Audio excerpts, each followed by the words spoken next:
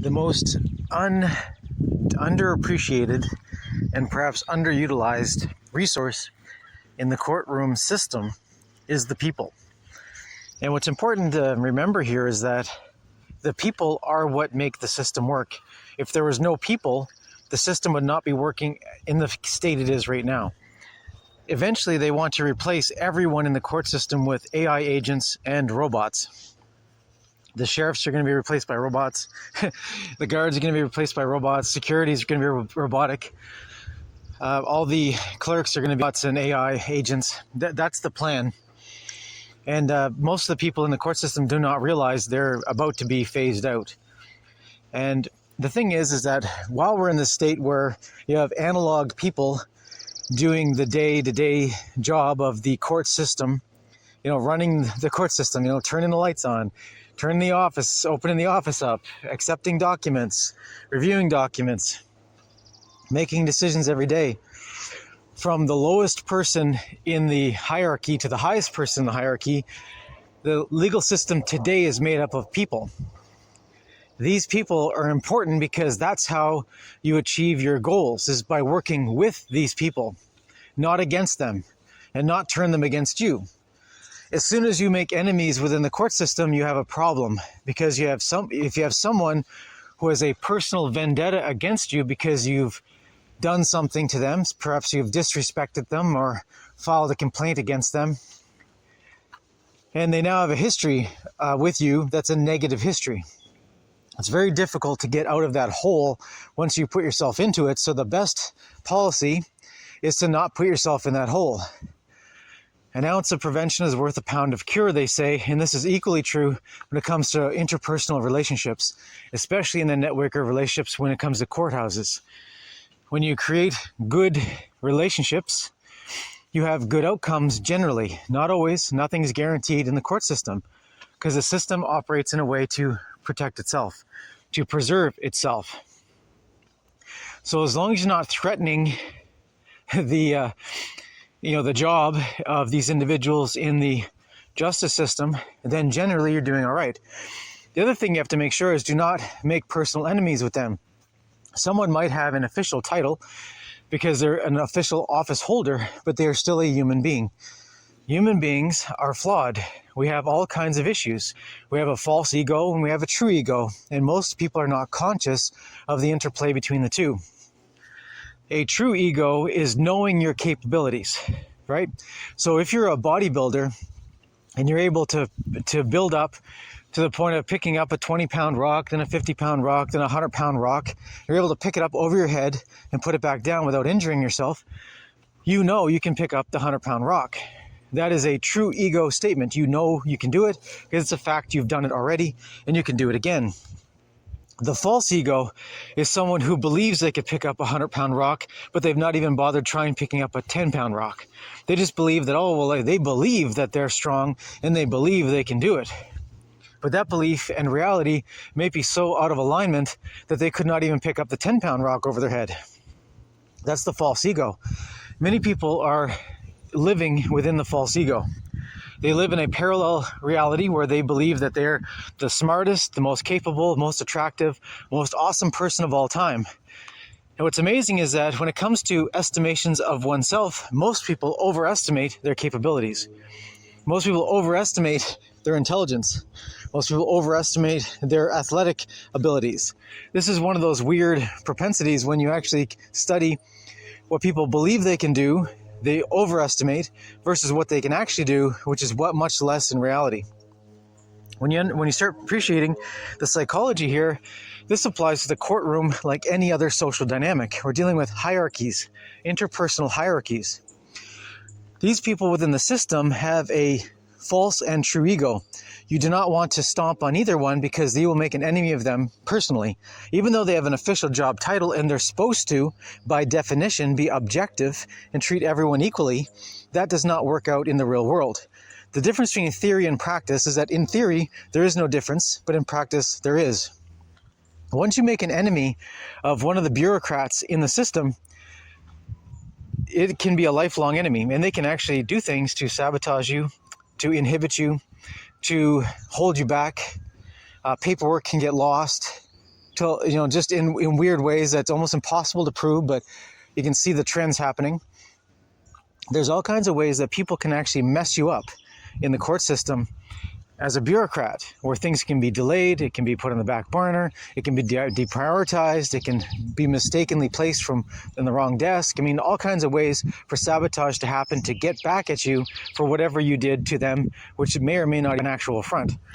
You may have just not said something they thought you're supposed to say, and it can be an affront. Or you might have said something that you thought was appropriate and they thought was inappropriate, or they misheard you. There's all kinds of misunderstandings going on between interpersonal communication. This is why it's really, really important to build your foundation of personal communications from the day one of going into the court system. From the first day of meeting the security at the doors, whether it's sheriffs or otherwise, have good relations, be positive, be respectable, be respectful, right?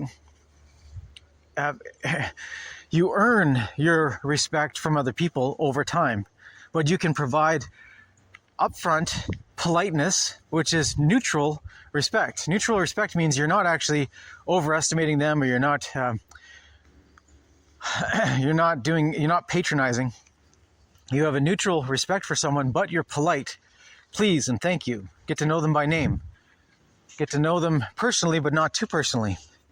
There's a threshold here where you get to know someone by name. You have polite interactions back and forth, polite small talk. Keep it easy going, not too deep. And you can actually have very smooth fluidity through the system that way. If you go too far, become too personal, it can become an issue, because then someone becomes dependent on you putting your ear out and listening for 10, 20 minutes every time you go in there. And sometimes it can cause you to miss deadlines, or it can cause all kinds of issues, right? Someone who becomes a fast friend can actually become a fast enemy. So it's very a delicate situation of balancing being polite and neutral and respectable and respectful without being too deep into it or getting too involved. Or it's there's no perfect solution. There's no roadmap to success here other than trying your best. Being aware of the pitfalls of trying not to make enemies, always being respectful, forgiving, but never forget. There's certain individuals that are a problem in the system. And they're a problem because they will not stop being a problem because there's no incentive for them to stop. There's every incentive for someone to actually, you're dealing with different people, right? So sometimes you'll have someone who is a good-natured individual, who is a good, morally upstanding individual in the bureaucracy that does their job as they understand their job is supposed to be, which is to provide a service to the public. And you're considered going in there getting a public service. These people have a healthy relationship with the public because they're providing a service to the public. And that could be you. As long as you have a respectful, polite, cordial, non-demanding relationship of just asking them to do what their job is and nothing more, nothing less, then you can actually have a very good relationship going forward. It's a healthy relationship with healthy boundaries. All right. Now, the problem is there's people in the system that are unhealthy people with unhealthy boundaries. There are people who have false egos, who want you to pay obeisance to them, want you to beg, or want you to prostrate yourself for them to feel powerful, or to... there's all kinds of weird situations where people act strangely that's inappropriate. And it's not part of the job description. It's not the way it's supposed to be. It's not what you're expecting going in, but they do it anyway. And because there's no disincentive to knock it off, they can keep doing the same thing, cycling through for years. And some people are on ego trips where they become a bureaucrat and they think they're a bureaucrat for life. And they like having little games where they want to get you to prostrate yourself for them, or they want you to squirm. They want to show that they have power over you. There are evil people in the court system that act on these propensities in ways that are inappropriate. They're wrong, but trying to curtail this is almost impossible because the system does not have a mechanism to reel these people in. The system is more set on preserving its power than actually maintaining quality control of the people in these bureaucracies. So the problem is you have these bureaucracies that are vast with different anomalies in them that could be a real issue for you. And there's no disincentive to knock off a bureaucrat, like as in a bureaucrat has no incentive to stop being evil. They have every incentive just to continue doing whatever gives them their jollies. And unfortunately, because the system is more interested in protecting itself rather than providing a good public service, the plot is lost when it comes to actually providing public service. So you have to be careful of these individuals in the system that really can be a problem. You have to identify them as quickly as possible and avoid them whenever possible. But if you interact with them, you have to make sure that you are polite, cordial, and neutral. Never disrespect them, in fact, or appear to disrespect them in any way. Never take liberties of jokes that could be construed at their expense. Never even engage with humor with them because they could misunderstand. Humor has a certain risk to it. When you actually become friendly with somebody, then humor can actually have its place, and it can be a relief valve for tension. The problem is, if you try to use humor too soon with the wrong person in the wrong situation, it can create an life. And trying to turn someone from an enemy into a frenemy, into a friend, is a long process that is not easy to achieve. So it's really important to keep people in the neutral, professional relationship camp, to keep those boundaries up, to understand the guardrails. What's too personal information, as in what's beyond the bounds of professional interaction information. Always want to be polite, always want to be cordial, please and thank you. Being extra polite, very positive, puts you in a category of someone that people want to meet. The bureaucrats, when they meet you and you're generally positive and generally polite, they like that. You move through, you know what you're doing. Generally, you might have to have a solution to a specific problem. You tell them how you've tried to resolve it already, and they can help you get to the point that you're trying to get to, if they're competent. If they're not competent, it can be a problem all the way around, because they won't admit they don't know how to fix this problem or provide the solution you're seeking, but they won't actually just tell you they don't know, and they won't actually go to someone who does know. Sometimes they just lead you in circles because of other reasons other than the actual job description. This is what I'm trying to point out, is that we're dealing with situations that are complex. We're dealing with a relationship that is supposed to be a public servant providing a service to the public, which is you, but it goes beyond those bounds very quickly. It skates off of the ice where you expect it to be and goes into weird territory. And the idea is that you want to be on top of it, expecting the unexpected, and try to bring things back into a very professional, very cordial, very neutral environment so you can both achieve what you want. You're trying to achieve a goal from, when you walk into a courthouse, when you're getting past the security, going to the clerk's office or wherever bureaucrat is receiving documents, and they're trying to get information or file a document or set a court date or whatever you're doing with procedure. You want to deal with these people as briefly, as politely as possible to achieve your goal, and never lose sight of the goal. You never want to become dependent, needy, a crybaby, none of these things, because as soon as you do, you end up becoming a problem that can be bounced around between different bureaucrats, and they might get a kick out of throwing you around like a ball. And the problem is, we're dealing with people sometimes who are lifelong bureaucrats, or they've been there for years, and to them, every day is boring. They're watching the clock run out. They get there at a certain time, do their little routine, waiting for the first coffee break, then they're waiting for their dinner break, and then they're waiting for the next coffee break, and they're waiting for the end of the day. They're just counting down the time and trying to occupy their mind with something that's more interesting than the day-to-day grind that is driving them insane. Now, there's great bureaucrats who do a great job, who are really good at keeping on task, on point, and in character. The problem is that, say there's 10% of those who are really great bureaucrats who really do a good job. Problem is, there's 90% that are something else. And the 90% that are something else are all kinds of mixes between people who are DEI hires, which is diversity, equity, and inclusion, where they're trying to hire up people that were the quota for sexual orientation or skin color, or whatever other politically correct demographics were being used to pad the numbers for the government-controlled systems. The problem is that when these people are hired based on race, gender, or sexual orientation, they're not hired because they're competent or they have a high IQ.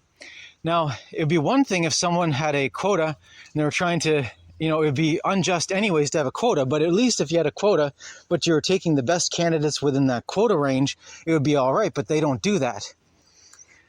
They do not do that. It just does not work out in the real world where someone is hired based on their skin color, gender, and sexual orientation that happens to be good at their job. That just does not happen, or if it does, it's the exception to the rule, not the rule. Problem is we're dealing with DEI hires. It becomes all kinds of problems because these people are put in a position that they're not qualified for. They can't reason it out. They don't have the logic skills. They don't have the memory skills. They don't have the people skills. They might have all kinds of issues. And instead of actually dealing with the fact that they're lacking what's necessary to actually fulfill their job as a bureaucrat properly, then it becomes a political witch hunt of having every excuse otherwise for that person not doing their job properly. And what ends up happening is all it takes is 10 out of 100 of these DEI hires to drag down the entire bureaucracy. Next thing you know, there's the guy who's competent is doing the job of 3 people because there's no admission of honesty that there's 10 out of the 100 are just terrible at their job. They're no good. There's no point giving them a task because it has to be redone by someone competent. Once you get into this spiral, the people who are really great at their job get overworked, exhausted, and they start coming out at the seams. This is when you meet someone who's just like overworked, underpaid, underloved, underappreciated, and they can't say the truth or they'll be fired. You meet these people system where they're brilliant, awesome people who have really great concepts of law, understanding the bureaucracy, understanding the paperwork, they understand what documents need to be filed and when, what the timelines are, and they're able to give you information that is generally available information, but they're able to pull it out in the moment when you need it. Those people are great, but unfortunately, because of this lopsided DEI hiring, those people are overworked and frustrated and underappreciated. So if you ever do meet one of these people, it's really important to affirm you appreciate their depth of knowledge, their skill, their personability, their acuteness with this subject matter, their grasp of the concepts, and you give them proper praise for where they're good at, as in show them the respect that they should get in their bureaucratic experience that they're not actually getting. And often these people are actually being punished because of political reasons. They're the type of individual who fits the opposite of the DEI hire. They're the wrong skin color, the wrong gender, and the wrong sexual orientation for the woke experience. And these people are being driven out so that they will quit. They're being overloaded, treated badly so that they'll just quit and move on, and they can ranks can be filled with more DEI hires. This is the problem when you have political ideology that infects bureaucracy, and then the bureaucracy actually loses its point. Properly, meritoriously hired bureaucrats can actually do a great job and run things on time, run things really well, and provide a good public service. But when politics get involved, and then it becomes a political virtue signaling exercise, the thing starts falling apart. What's important to understand is that there's a group of people right now who are trying to make the West fall apart. These are the communists, socialists, and fascists who are basically all leftists, and they want to destroy the left. They want to destroy the Western world. So what they do is they purposely become saboteurs of the system. So they actually get hired on to the bureaucracies and then hire on in those bureaucracies, once they get the position to expand their power, all the people that they need to destroy the system. They hire people who are incompetent, hire people that are no good for their job, and then say, well, the problem is not enough money, funding, we need more funding. And then there's always problems and problems and problems. The thing gets worse and worse, and the solution is always more funding, which never actually solves anything. So what ends up is you have these saboteurs that get within a bureaucracy that are there purposely to destroy the place. These are communist activists that pretend to be regular bureaucrats that are in there to destroy every system possible in the West. Why? Because they need to destroy the West to bring in their communist utopia. And they believe that by making life miserable in the West, people will choose communism and they can bring in their communist utopia. But what's amazing is that the only way they can make the West look awful is to actually sabotage the West in many ways to make the West appear awful, when actually the most egregious offenses going on in the West right now are done by communists pretending to be regular bureaucrats. So it's a complex thing. And then once you have these activists, these political activists who are sabotaging the place on purpose, they will never admit it, because their job is to deceive everyone around them, to deceive the people of whatever Western country they're in, deceive even their own bureaucratic associates. They do not admit what they're doing, or they might actually be fired. So they will never give up the con, because a con man will never give up a con, because why? If he gives up the con, it's all downside, no upside whatsoever. So by just sticking to the lie, by dying with the lie, they will actually hold off the consequences as long as possible. So this is the extreme version I'm trying to explain here. Is on one end of the spectrum, you have people who are competent, very good, meticulous bureaucrats who have a mind that can think in terms of calculations and logic and reasons and formulas and forms. They know what to do and when. These are great people who do a great job in the bureaucracies. Whatever you think of bureaucracies generally, these people are great to actually provide services to the public, which is probably you going into the court system. But then on the other end of the spectrum are the people who are the political activists that are purposely trying to destroy the system, make everything suck, make everything break, make everything terrible, so that people will blame the system, not the political activists trying to destroy the system to bring in communism. The problem is these communists, once they get into positions of power and expand power. They hire more of themselves or people meant to destroy the system. They hire people who are not competent to do the job. People who cannot think. People cannot talk. People who cannot do the job properly. And they're there specifically to gum up the machine, to jam up the gears, to mess things up.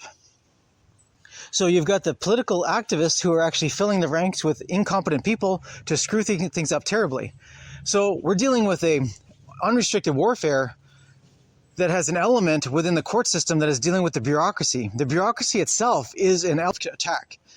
And this is what's actually going on right now. So sometimes you'll go into an arena such as the court system, right, where you're dealing with the people at security, you're dealing with the people at the front desk taking documents or answering questions, you're dealing with scheduling for scheduling court matters, you're dealing with all kinds of individuals in the system. You never know who's who in the zoo. And it takes a while to figure it out. The thing is the sooner you figure out who's who in the zoo and can actually label them as in, okay, that person is either incompetent or is trying to screw things up, I need to avoid them, whatever I can do. And then you try to find ways around them and not to deal with them. You try to find the people who are the stars in the court system, the ones that are actually competent, who have a clear grasp of logic, reason, formula, and forms.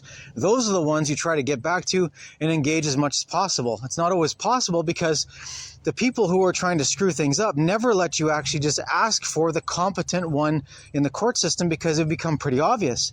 If everyone could just ask for the bureaucrat they wanted, the bureaucrat that was competent would be asked for all the time, and the incompetent bureaucrats would not be put in the front lines at all, or would not even engage with the public, and it would be pretty obvious what's going on. So the people who are trying to screw the system up say, oh, in all fairness, you just pick your number and you just get whoever you get. You're not allowed to ask for anybody, blah, blah, blah. So basically, they make sure that the system continues its managed decline into obsolescence. This is a controlled demolition of the court system, as well as many other bureaucracies.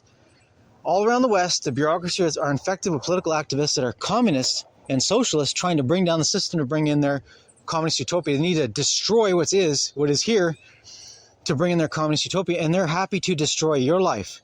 You are just a sacrificial transition point from them going from here to there.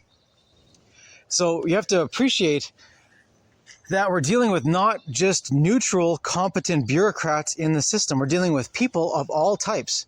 And it's important to recognize who's who and deal with them appropriately. It's important from the beginning to start off with the understanding that this is a war zone. You're in unrestricted fifth generation warfare, and you have to deal with everybody as if they're an enemy combatant and figure out what camp they're actually in. And once you figure out who they are, you have to deal appropriately. But with everyone, you want to make sure that you are polite, you treat them with dignity and respect. Why? Because that serves you and your goals of achieving your goals. You're not going to get any benefit from having some sort of joke at someone's expense or some sort of inside joke, because all it takes is one little inside joke that was meant to be innocent or pointing out something that's absolutely true between bureaucrats.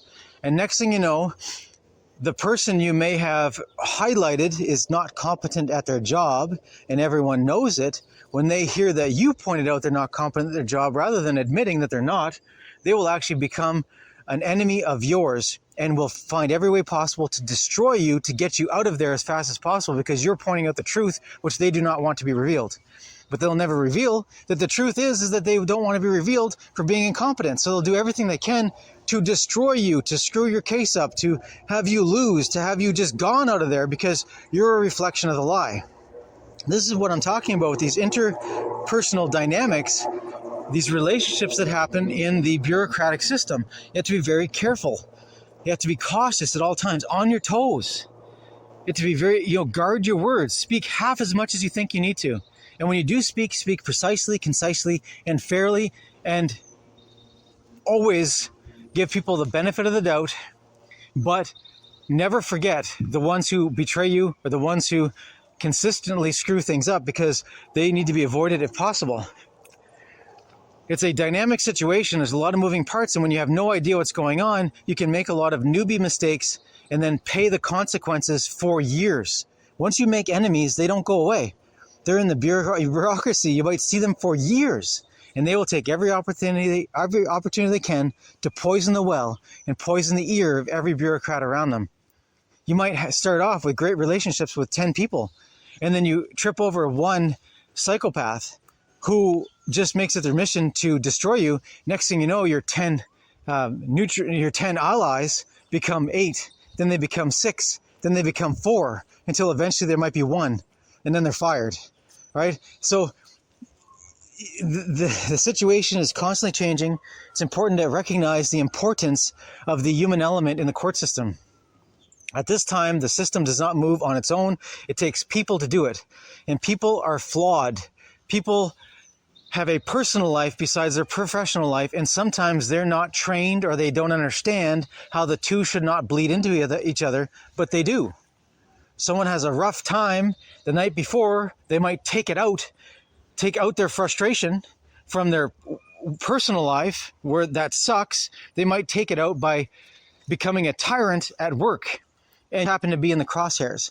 So it's important to be conscious of this. Why? Because it can help you survive and thrive and actually achieve your goals, because achieving your goals is the point, right? You're not there to make friends. You're not there to just waste time or socialize. That's not what the point is. And when you keep oriented on what is the point, I'm trying to achieve my goals, I'm trying to achieve my ends, I'm trying to achieve the task I'm on.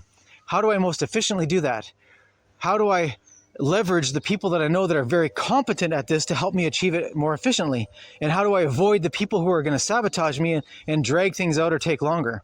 This is the conundrum that is the live action battlefield that is the dynamics of the bureaucracy in the court system. And I want you to understand is that you're dealing with people who are flawed, people who have character flaws, who have false egos, true egos, agendas, no agendas. They might be bored in life. There might be a lot of things going on that has nothing to do with you. You just happen to be in front of them for a certain moment in time during the day. You want to make sure that when you're in front of somebody, that you make your interaction as easy and as pleasant as possible.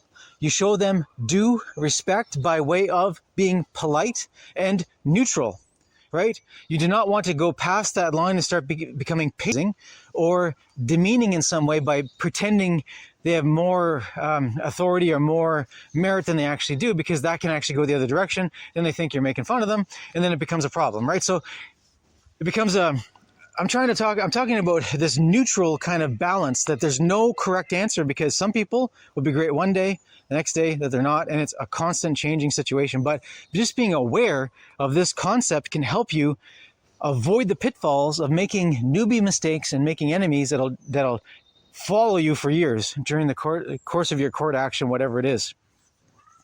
So hopefully this information is helpful and it will help you appreciate the interpersonal dynamics and always be mindful of being the best possible version you can be while interacting with the system. You are a tourist in the system. You're just something that comes along as a glitch, a blip on the screen. These people are in it for life. They're sometimes lifetime bureaucrats where they think they're going to retire in that job, and they will never side with you over top of one of their bureaucrat friends who they have to see every day. They will not actually become an enemy of someone in their office for the sake of truth, or for the sake of honor, or for the sake of doing the right thing. They might, but it's not likely. You have to appreciate that they're more likely going to want to choose avoiding drama with the people they have to deal with every day, choosing not to make enemies of people that they know can easily become enemies because they see each other all day long. They know who's who in the zoo when it comes to their own interpersonal experiences in the office. So do not expect people to come to your side in an argument. You are a lone wolf in this system, and you are a tourist in the system that's coming and going, and they have they don't know how long you're going to last, but they're not willing to sacrifice their own comfort, longevity, or even job description to do the right thing. And if they do, that's a rare thing. And also, when it comes to getting information, when you get the correct people who actually know the information, often they'll give you an indirect answer that gives you the direct answer by way of deduction. So they won't actually say, if you fill out this form and then file it here, you can achieve this goal. They will say, well, a good solution that I've seen happen before is when someone fills out this form, and then the process is that it goes along and you can actually achieve a specific outcome if it works out a certain way. So instead of actually giving you a direct A, B, C answer, they'll give you an indirect A, B, C, D, E, F, G answer that you have to deduct A, B, and C. So they can't. So it can never be said that that they told you what to do, and then if you did it and you had a negative experience, you would sue them or complain about them or blame them, right? So they're trying to constantly avoid blame. They're trying to constantly avoid attribution, as in they're trying to avoid the attribution of ever having to say, swear in a Bible that I never told this person to do A, B, C, right? You might decide to sue them personally. Right, and this happens all the time in the court. There's bad actors that are actually in there to make the bureaucrats afraid of the public. There's actually communist actors who actually go in and they try to cause problems. They try to get information, and then they sue the people who gave information. That creates new policies to make it so that the bureaucrats are not allowed to actually give direct answers to anything. And it becomes more convoluted, more confusing. It becomes just a mess. And so there's people who are in the bureaucracy from the top trying to mess it up. There's people that are communist activists coming from the bottom up, trying to create all kinds of precedents, trying to change policy, trying to sabotage anyone's ability to do anything sensible in the system because they're trying to destroy the system. And until you're aware of this vector of attack, a lot of this doesn't make any sense. If it was just good people doing good things, trying to do a good public service, that'd be fantastic, but it's not. That's not what's actually going on. We're dealing with fifth generation warfare, war zone, and you just happen to be a collateral in other people's dreams and machinations. So, all right, so I'm going to wrap it up there. Otherwise, it's going to get more complicated. The whole point is that when you're aware of this and you become the best possible version of yourself, get your game face on when you're walking into court, make sure you're positive, you're polite, you're responsive, you have a good memory, you can remember previous conversations, and you move along with minimal talking, minimal interaction, always being positive, polite, and only agreeable when it's agreeable to do so. As in, do not compromise your position just to get a nod or never compromise your position to get some sort of temporary benefit in a situation. Always stay true to your truth, stay true to your cause, stay true to remembering what your objectives are. And the people that you interact with while you're going through the system can actually help you in your adventure while you go through this trial by ordeal. See, going through the court system is a trial by ordeal. You're actually going through the trial of trying to get to the point of getting to a trial where you can actually have a trial by way of judge. But getting to the point of being with the judge is the trial by our ordeal, and not many people even succeed at that because they either give up, they get frustrated, or they don't have what it takes to do it. So hopefully this has been helpful in understanding the interpersonal dynamics of the bureaucracy and the complex relationships that are entangling the court system as it operates today.